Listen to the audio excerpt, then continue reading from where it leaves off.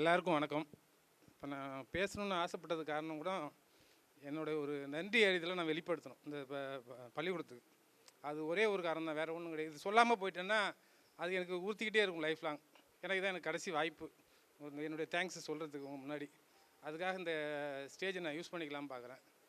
முதல்ல என்னை பற்றி கொஞ்சம் சிம்பிளாக சொல்லிக்கிறேன். நான் பக்கத்தில் நங்குடின்னு ஒரு கிராமம், அங்கே இருக்க ஆர்சி ஸ்கூலில் தான் நான் படித்தேன் 8th ஸ்டாண்டர்ட் வரைக்கும். அப்போ 8th ஸ்டாண்டர்ட் படிக்கும்போது இந்த தஞ்சை மறை மாவட்டத்துக்கு அப்போ நான் ஃபஸ்ட் அப்போ RM சுந்தரன் ஒருத்தர் ஆயராக இருந்தார். அவர்கிட்ட ப்ரைஸ் வாங்கினேன், ஃபஸ்ட் ப்ரைஸ். 9th வந்து இங்கே தான் சரியாதப்பில் ஒரு ஸ்கூல். அப்போ இருந்தது ஒன்லி ஒரே ஒரு ஸ்கூல் தான். அந்த ஸ்கூலில் தான் அப்போ நான் சேர்ந்தேன். எங்களுக்கு வேறு வழி இல்லை. என் வாழ்க்கையில் நான் பண்ண மிகப்பெரிய தப்பு, நான் எடுத்த எங்கள் பேரண்ட்ஸ் எடுத்த தவறான டிசிஷன். அப்போ டான் போஸ்கோன்னு வரதாஜம்பேட்டில் ஒரு ஸ்கூல் இருந்தது. அங்கே கொண்டு போய் சேர்க்கலான்னு எங்கள் சிஸ்டர் சொன்னாங்க. இப்போ எனக்கு கிளாஸ் டீச்சர் இருந்தவங்க. ஆனால் எங்கள் அப்பா அம்மா கேட்கல.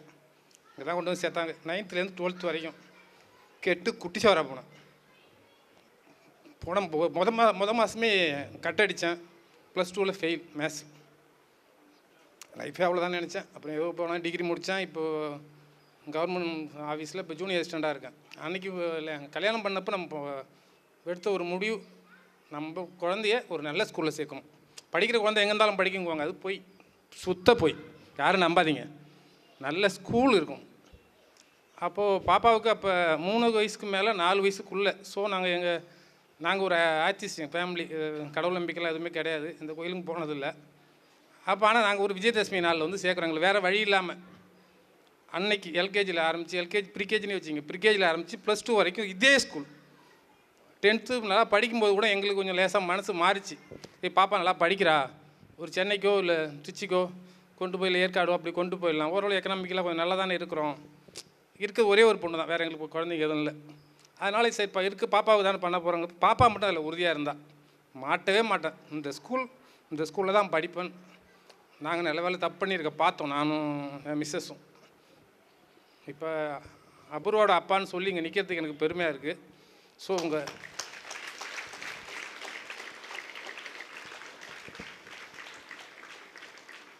இப்போ பாப்பா இந்த அளவு வந்திருக்கா அப்படின்னா அது ஒரு நிறைய மார்க் எடுக்கிறது மட்டும் பெரிய அறிவாளித்தனத்தோட வெளிப்பாடுன்னு நான் நம்ப மாட்டேன். அது ஃப்யூச்சரில் அவங்களுக்கு ஒரு மோட்டிவேட் பண்ணும், அவ்வளோதான். மற்றபடி மார்க் கம்மியாக எடுத்தவங்க அறிவு குறைஞ்சவங்க, அறிவு மாதிரி அதிகம் எடுத்தவங்க அறிவாளி அப்படின்னு ஒரு சிம்பிள் இல்லை மார்க். அதை நான் நம்புகிறேன். ஆனால் அவங்களுக்கு பின்னாடி அது பூஸ்டாக இருக்கும். அந்த நம்ம மார்க் எடுத்துருவோம், நம்மளால் முடியும் அப்படின்னு ஒரு தன்னம்பிக்கை கொடுக்கும். அந்த விஷயத்தில் அந்த தன்னம்பிக்கையை ஏற்படுத்தி கொடுத்ததுக்காக பள்ளி நிர்வாகத்துக்கும் இங்கே உள்ள டீச்சர்ஸுங்க அத்தனை பேருக்கும் என்னோடய நன்றி. வாய்ப்புக்கு நன்றி சார்.